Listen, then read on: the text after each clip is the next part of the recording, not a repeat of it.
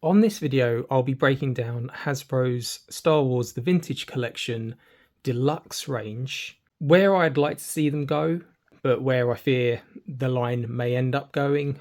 And I'd love to hear your feedback on this subject because I think the Deluxe line offers the chance for world building, which is essentially what this line has become now. It's the world building scale, isn't it? So the Deluxe range could give us such an array of characters and accessories that we don't get with a single carded figure.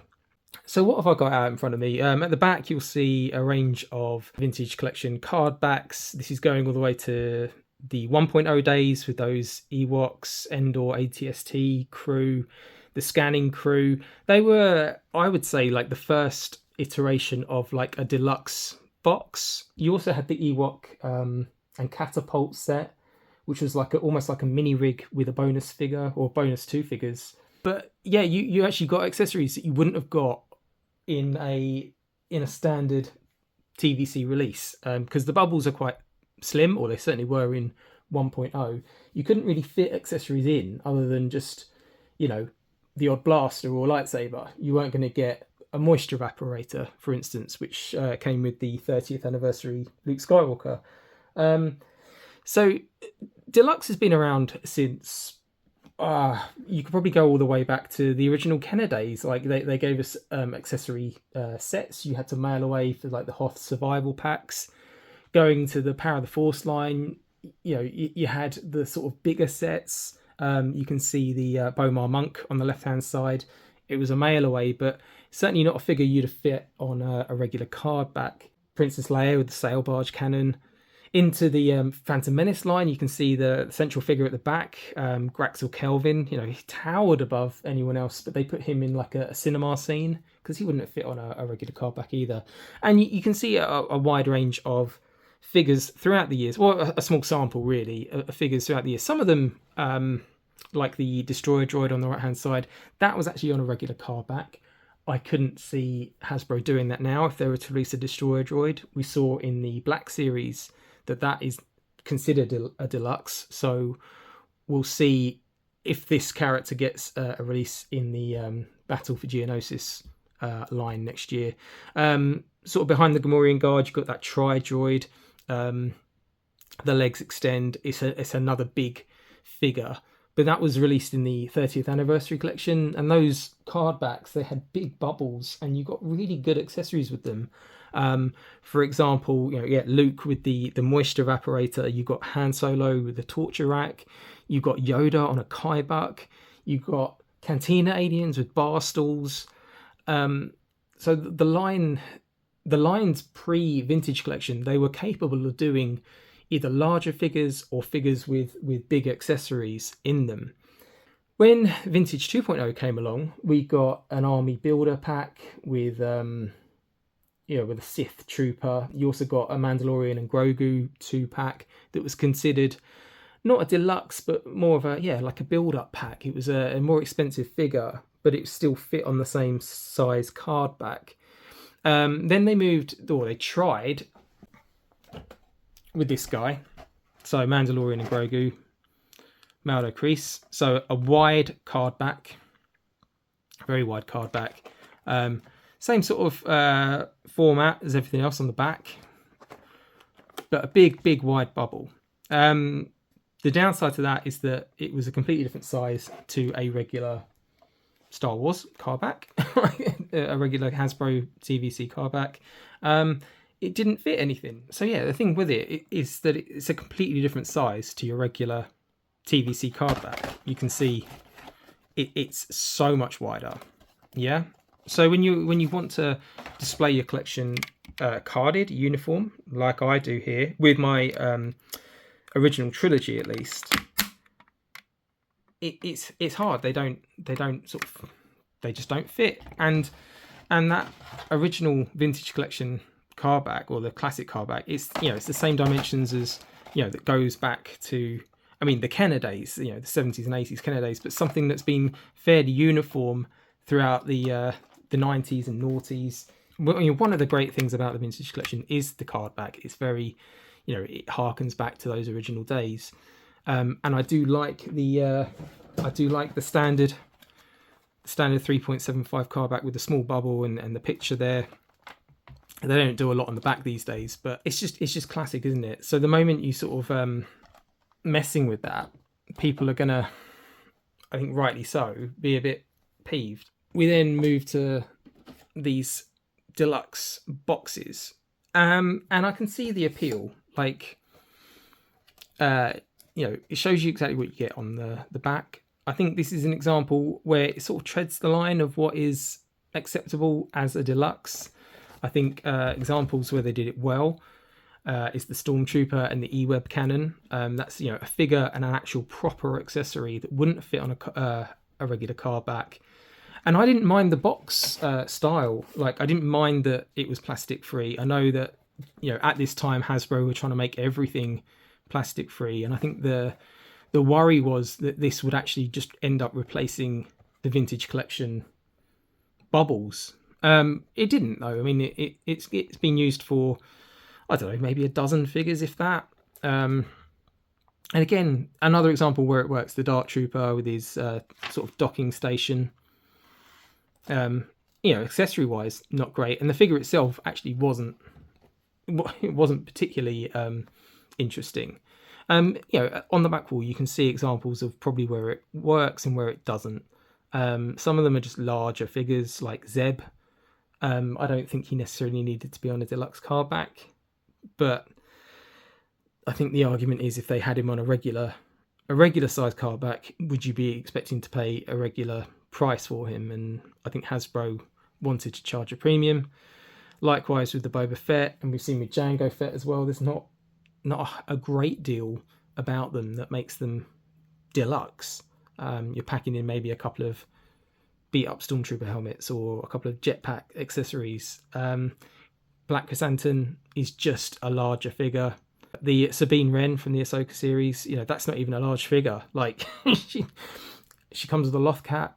There's nothing deluxe about that. And what's more insulting, I think, is the fact that her helmet was so oversized that it just looked ridiculous. Examples of where it did work though: the Mandalorian Warrior and the Massif. That was a decent one. I've put the Emperor and his throne room down here, and his throne. Sorry, not necessarily a deluxe figure, but more of a bigger set. Like, he was like a San Diego exclusive, wasn't he? But fairly easy to get hold of. But yeah, like, it's a way to get the throne. So like, I'd have been happy paying a deluxe price for something like that, because you're getting a figure and an accessory. The probe droid at the back that's not a TVC release, but again, I'd expect that to be a deluxe figure. It wouldn't fit on a standard car back. And you can see the likes of Efant Mon in the middle, going all the way back to the Saga line in 2002. Like, he was just on a regular Saga card back, but those bubbles were so big. Again, you could fit larger figures. You either got larger figures or you got a smaller figure with an accessory. What we've seen in more recent years, a popular figure, always a popular figure, the Gamorrean Guard. I can't think how many releases he's had now, because I think he got a second run the first time around in Vintage 1.0, and like, it's a beautiful figure. This is like the original version. He got a release in 2.0 shortly after the line came back, when they started repacking some of those older figures. And then more recently, they've announced that he's coming out again, but this time on a regular size card back as before, but with a deluxe price point. Now, this is where I feel a bit shortchanged, because this is a figure that has already been released. There's no new tooling here. It's an impressive figure, don't get me wrong. Like, this is a good one, but the idea of charging a deluxe on a figure that's already been released, I don't get that at all. With Hasbro now saying that they're done with the box deluxe figures, they then moved to these, and there was a backlash over the size of the card. Just bring in the Mando one, because this is the original one. So it's not even, when they switch back to bubbles, it's not even the same size as that Mando figure. So you've got another size card back here. And they've released a few of these. The Hammerhead, the recent Hammerhead came out on one of these. even though we're getting a retro style Hammerhead on a regular card back. So there's inconsistencies there. This was a pack-in figure with the land speeder. Again, I don't know if I'll end up putting him on the wall because he is too wide. We'll see. We'll see. But yeah, so they've decided to go back to a regular size card back, a la this one here. This isn't a deluxe, by the way. I'm just using this as a visual aid, if nothing else. But yeah, so the Gamorrean guard will be on a regular size card back, but he'll be classed as a deluxe figure. Where I worry now is that they're abandoning the opportunity more, not with the wider bubbles, because I don't like these, but they're abandoning the opportunity to give us this sort of thing where you get a figure and an accessory, because you're never going to get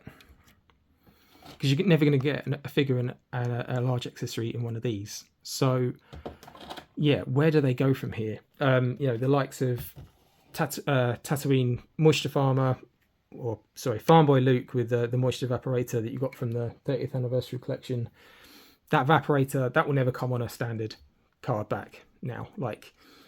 So are we going to miss out on some really cool accessories? The E-Web back there with the Stormtrooper. But it wasn't just the fact that they were putting figures out on deluxe cards. It was the fact that a lot of these were double dipping.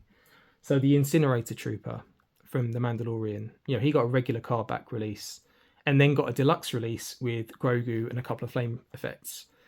Now, if you'd only had the deluxe release, that would have been fine. But for me, I'd already bought the single card, so I already had that figure. I didn't want a second one, so I didn't buy that deluxe, which is why you don't see every deluxe figure here. This is just a selection of what I've got. I'm not a completionist by any stretch when it comes to that sort of stuff. Luke from Book of Boba Fett, again, got a single card release, but also got a deluxe release, the same figure with Grogu and a couple of frogs. Again, I didn't really see the point of one or the other, fine, but not both. We don't need both. When you think back to the Legacy collection, they had accessories as well. But in addition to all that, you got the droid parts. You got a Build-A-Droid line, which again was genius. It was a way to get droids out, and I don't see why we couldn't get that now. Not just to build a droid, but build a creature or something like that. And if you're going to keep the deluxe line going and you're shortchanging your customers with the lack of accessories, why don't you put in and build a creature using a Wampa as an example, put the limbs in separate boxes, put a head and the body in separate boxes. I wouldn't mind going, I wouldn't mind getting the Bendu at one point. Why don't you do a line of deluxe Rebels figures and then build a Bendu at the end of it? Or make it themed so that it fits the figures that you're buying. So you're not just buying random figures to get another random character. Like, it would fit a scene. You look at the Revenge of the Sith San Diego exclusives for the Black Series, Anakin and Obi-Wan with the their duel on Mustafar. They'd each be deluxe figures because they come with the droid and the platform that they're both dueling on. If they were to get a vintage collection release, I'd probably want them with those accessories as well. I mean, I've got the original ones from the 30th anniversary line, but if you're new to collecting or you're getting into it, you don't have those, and you see that set, I'd feel shortchanged if I wasn't getting those accessories. So yeah, there's always something you can do. The Darth Vader and operating table, if that ever came back. As much as I love the vintage collection, it does feel like it's quite limited to what we're getting offered by Hasbro. And it seems to be the price point going up and up and up for vehicles and HasLabs and even figures that, I just don't want to see us lose what could be a really exciting, part of the line, in these deluxe packs. Again, they've not all been hits. Some of them have, some of them haven't. Anyway, let me know what you guys think. Also, there's a bunch of stuff on the table. Let me know if any of these were any of your favourite figures from back in the day or even current. There are still large figures out there that won't fit a regular card back, bigger than the Gamorrean Guard, and you do wonder where would Hasbro still have plans for those. Anyway, I'm Dave the Dead. Let me know what you think. If you like this sort of content, please consider liking, drop a comment below with your thoughts on the Deluxe line. Subscribe to the channel if you haven't already, and we'll see you real soon, hopefully, for some HasLab unboxing of the Cantina. All right, until next time, guys. Thanks for watching. I've been Dave the Dead. See you later. Bye.